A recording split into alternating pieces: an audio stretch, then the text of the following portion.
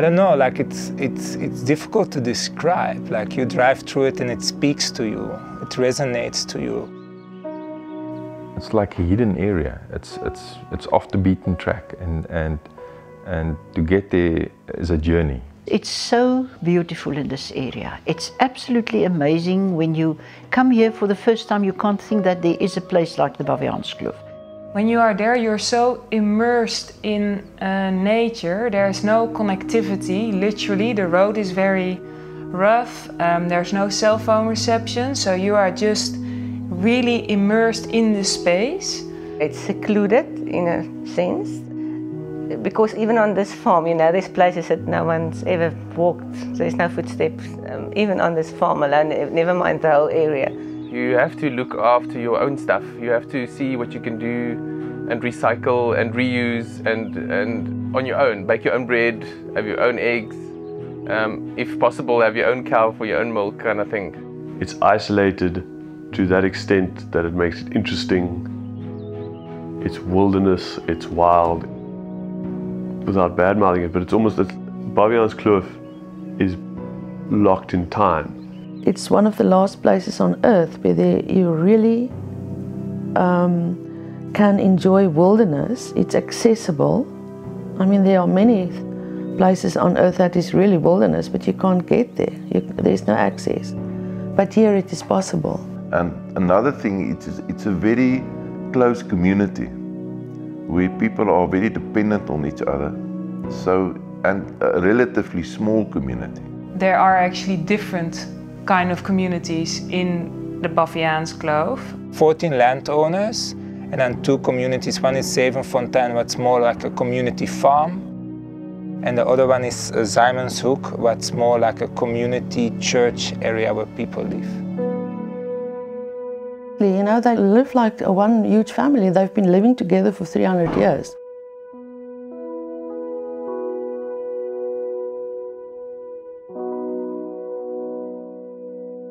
I think there's better places to farm if you want to farm. The easier places to farm than in the Baviaans. The difficult part is to make sure that the product that you have to sell, it should be in a state that you can transport it to a market. So at this stage, sheep and mohair and beef is easy to transport, or the cattle to transport that to the market.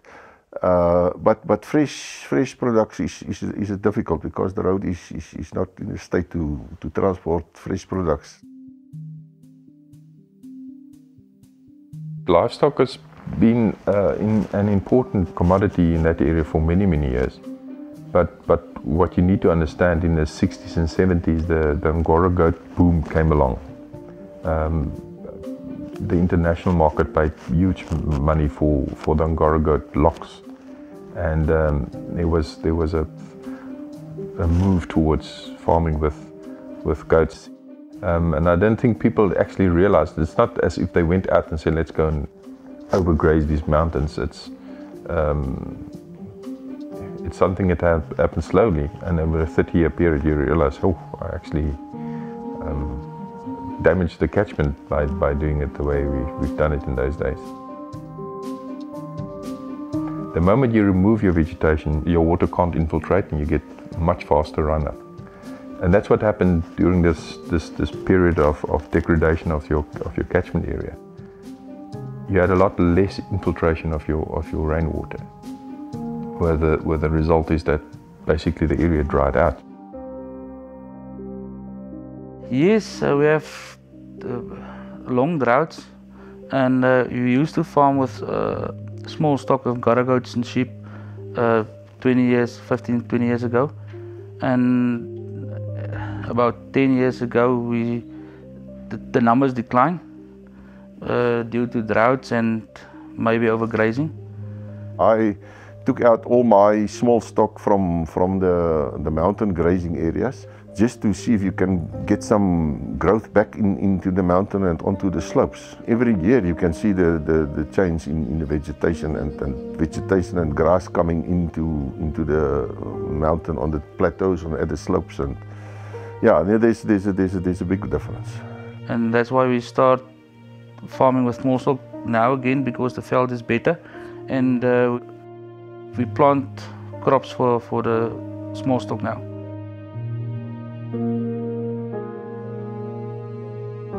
In 2006 we got some involvement from the Dutch government, where they got universities involved in the area and sending out students to do research and also communicate with the farmers. In the initiation period, when you don't know what you don't even know, you send students in to ask questions, to listen, to dialogue interviews where they are chatting with farmers and just getting the farmer to open up and understand what the viewpoint of landowners or farmers are from the catchment area. I've done some restoration work in 1991, and when the students and the Dutch government came to my farm, I could show them how we've restored certain areas, and I could show them still the damaged areas, and they could see the difference. From that, there was some sort of example of what can be done in this area to restore it. So restoration comes in to sort of kickstart that process of bringing back, call it production, getting the land back to a level where it's productive. And then in the Baviaanskloof, it's mainly looking at one side planting of spekboom, but as well restoring the wetlands and the alluvial fens. We've restored about 1,500 hectares of spekboom, which are about 3 million trees that we've planted back. The Department of Environmental Affairs, working for water program, now is really looking at how they can combine job creation and as well restoring landscapes. Everybody is interested in restoration, and it's just the money. I mean, it costs a lot of money, and change everything. If you change something, it's costing you money. So, but the idea, I think everyone likes the idea of restoration. You must remember that it's difficult. We guys staying in the Baviaanskloof, doing some farming in a way. It's still one part of our income.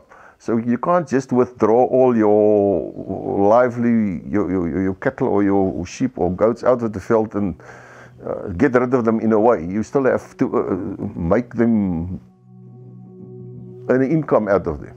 So you can't just start doing restoration like in 100%. You must do it step by step in small stages. So the economy of restoration needs to be in place before we will be able to restore areas on a bigger scale.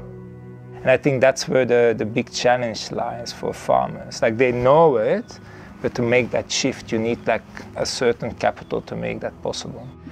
So how can we at the same time restore a large area, make it more productive, and generate sustainable incomes for the people living in that area? Together with Common Land and the 4 Returns Developing Company, we're really making a step further as well to bring business in and enterprise development in. And I think that's really strengthening the approach we have. The future planning and development of the area, if you look at local farm worker communities, they will also have to benefit from the new development. And I think as landowners we actually realize the importance of, it's not only natural capital we're talking about, it's also human capital. And the people we have here are here for many years and they want to be here, they love the area. It can be such a beautiful success story that yes, we made mistakes in the past, but we realized that and this is now how we fix it, and that's how everybody works together in trying to achieve a better goal towards the end.